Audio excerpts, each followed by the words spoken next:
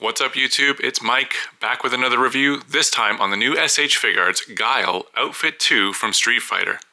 Bandai Tamashii Nation's Street Fighter line has been one of my favorite action figure lines in recent history. It was seemingly dead after the Sagat release, but a few months ago we were shown a remake of Ryu and Chun-Li, as well as this new Guile, which has revived the line, at least for now. Guile is one of my favorite characters, so I'm really excited to get this started. Let's take a closer look. Alright, so here's a closer look at Guile out of the package in his Outfit 2 costume, although this looks almost like what Outfit 1 is supposed to look like. I thought Outfit 2 was supposed to be more of like a reddish brown, but if you know where this outfit is from, let me know in the comments. They made him really muscular, which fits the character very, very well. He's got really nice sculpted veins that go all the way down the arm. I like that continuation. He's got the US flag tattooed on both of his arms, which is accurate to the character. I like how they got all these wrinkles in the shirt. Look at the back of the figure. Muscle carries on here. I like how they included shading in the musculature to give it more definition, as well as the chest, but they didn't really shade the face. There is some shading in the face, but it's not as pronounced as the chest and the arms, so the face sculpt ends up looking a lot whiter than the skin tone on the chest.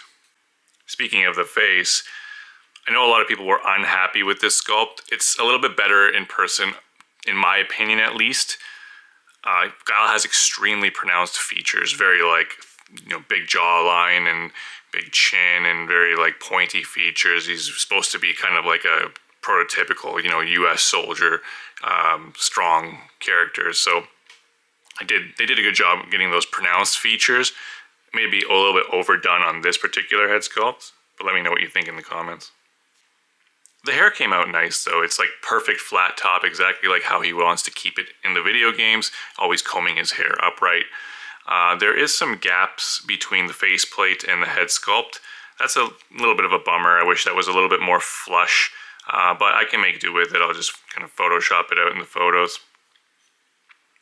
Top of the hair, it's just, everything is in place. All the hairs are in place, and it's just perfect.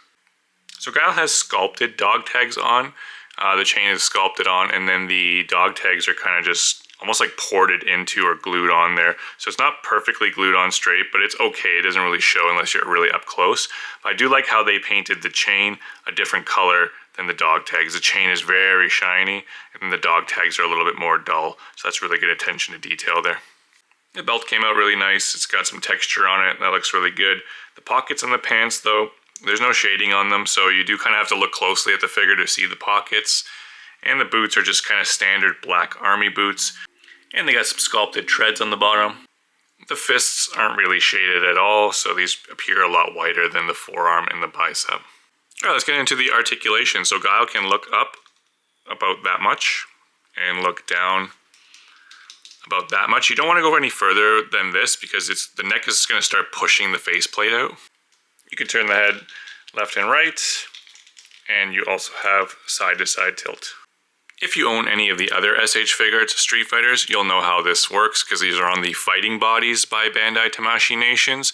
The arms can move up about that much until they start getting clipped by the shoulder there. They can move out to the side approximately that much. You have an elbow that can bend approximately this much because the bicep is in the way and the forearms are pretty big. There is no bicep swivel on the fighting bodies. The bicep swivel is actually in the elbow. You just have to be careful with Guile because his forearms kind of stick over top of the upper arm, so you can't really turn the forearm well when it's straight, but when you bend the elbow slightly, then you can turn the forearm much better. The wrists are standard Tamashii Nations wrists, where we have a peg that can go in and out. And then if you rotate that peg upwards, then you can get the up and down motion as well. It has really nice butterfly joints, so they can move inwards about that much, move back approximately that much. They also move upwards and downwards. We have an upper abdomen joint and a lower abdomen joint that can produce about this much flexion, about this much extension with really bad gap between the belt and the shirt. The upper and lower segments can produce really good lateral movements, and you can produce good rotational movement. Just be careful if your joints are stiff, you want to make sure that you either heat the figure up or just kind of put some shock coil in there. Our legs can kick up approximately that much. We have a double jointed knee that functions very well. It does kind of look a little bit ugly, but you know, manageable. There is boot rotation, as well as downward and upward movement of the ankle. That functions really good. And we also have toe articulation, and we have ankle pivots. Flexing the foot all the way down produces this very large gap in the boot, but at least the boot is all one color, so it's not as bad. And our hips can move out this much to the side, and there is no drop down method on the fighting bodies. Guile comes with 2 additional head sculpts. The first one being this more somber, calm, stoic look in comparison to this more defined, kind of strong face. And the other additional head sculpt is this looking to the side with the mouth open, kind of action pose face. And it's always good to have these kind of side eye ones so you can create some expression in your poses. I'm pretty sure that Guile has blue eyes, but these are yellow and green. Weird. Don't know what they were thinking there. Guile comes with 3 pairs of hands. First we have the fisted hands that are already on the figure. Next we have a pair of opened palms. Although there is no shading on these, at least they included sculpted fingernails. And lastly we have a fully open palm and an accessory holding hand. The accessory holding hand is for this accessory, which is his butterfly knife comb, which actually came out really nice. That looks awesome. You can just kind of port that into that hand so Guile can comb his hair. And just put it all together, you can get Guile just combing his hair like that. That's awesome. And the final accessory is this sonic boom effect piece. So I guess you can also use it as a flash kick as well. It's pretty nice. It's clear plastic and it's got multiple tones in it. It is really sharp, so just be careful with that. On the bottom, there is a port hole there, and you just assemble the stand and peg that in. And it's nice because you can kind of tilt this a little bit, so if you're doing any photos or displays, you can see the full effect versus if it was just flat like that. It's kind of silly. But yeah, it looks nice. So it's good you can do a nice sonic boom there. They got the height correct on the stand, so you can have various angles and so on. It looks good. I almost forgot, but you do get this printed background that's printed on cardboard. It's Guile's stage in the video games, so you can just set it up like so, and then you can have your figure displayed in front of the background like so. If you're looking to pick this figure up and more, head on over to titantoys.com. You can even use code PLASTICLIFE at checkout to save yourself some money. Alright, let's get into some size comparisons. So here is the SH Figuarts original release Ryu next to the SH Figuarts Akuma, and I think the scale works out really well because Ryu is supposed to be about 5'10", and Guile is supposed to be about 6'1", so that works out.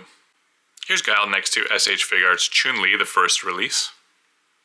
Guile next to SH Figuarts M. Bison and SH Figuarts Vega, depending on what side of the world you are. So it looks like Guile fits quite nicely in the scale with the SH Figuarts Street Fighter line, so I'm happy with that. They look really good together. If you wanted to mix and match your lines, here's Guile next to the Jada Toys Fei Long and the Jada Toys Ken. If you're trying to get some Marvel vs. Capcom on, here he is next to the Mafex Cyclops and the Marvel Legends Cyclops. And lastly, next to Marvel Legends Iron Man and Marvel Legends Hulk. So my final thoughts about Guile.